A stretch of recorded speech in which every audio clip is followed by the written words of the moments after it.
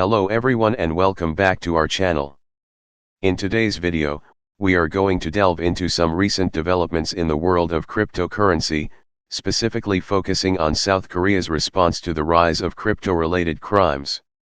The cryptocurrency market in South Korea, which had been one of the fastest growing globally, has been struck by a wave of illegal activities, leading to an urgent need for better legal protections for investors.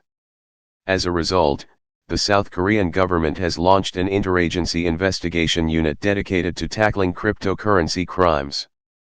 This unit, known as the Joint Investigation Center for Crypto Crimes, comprises about 30 personnel from various sectors including judicial, financial, tax, and customs agencies, and was announced by the prosecutor's office in a recent statement. In the face of incomplete laws and systems, this task force will bridge the gap, providing much-needed investor protection until a legal framework for the cryptocurrency market is established.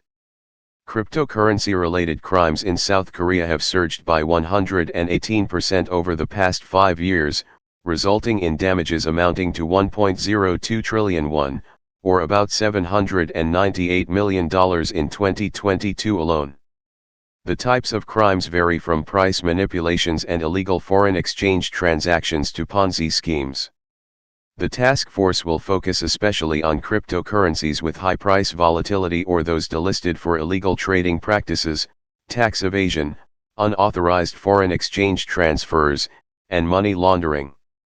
Locally, the most notable event was the crash of stablecoin Terra USD and its pair Luna in May 2022, leading to public outrage and allegations of fraud against the developer, Do Kwon.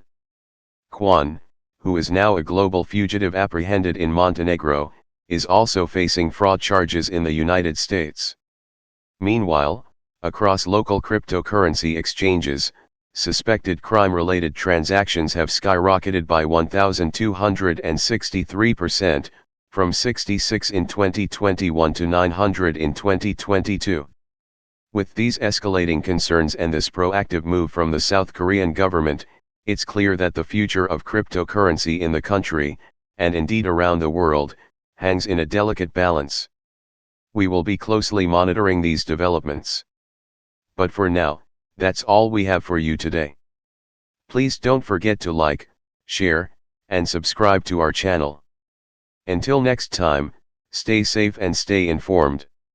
Be sure to subscribe for more updates on global crypto regulations.